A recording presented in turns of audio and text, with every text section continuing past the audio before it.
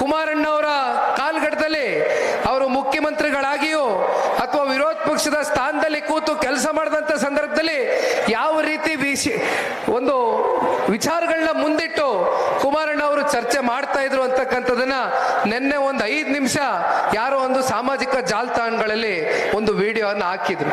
ಇದೆಲ್ಲ ನೋಡಿದಾಗ ಮತ್ತೆ ಈ ರಾಜ್ಯಕ್ಕೆ ಕುಮಾರಣ್ಣವರ ಅನಿವಾರ್ಯತೆ ಹೆಚ್ಚಿದೆ. ಕುಮಾರಣ್ಣವರು ಮತ್ತೆ ಈ ರಾಜ್ಯಕ್ಕೆ ಪ್ರವೇಶವನ್ನ ಮಾಡಬೇಕು ಅಂತಕ್ಕಂಥದ್ದು ಇದು ಜನತಾದಳ ಪಕ್ಷದ ನಾಯಕರದಾಗ್ಲಿ, ಮುಖಂಡರದಾಗ್ಲಿ, ಕಾರ್ಯಕರ್ತರದಾಗ್ಲಿ ಅಷ್ಟೇ ಭಾವನೆ ಅಲ್ಲ.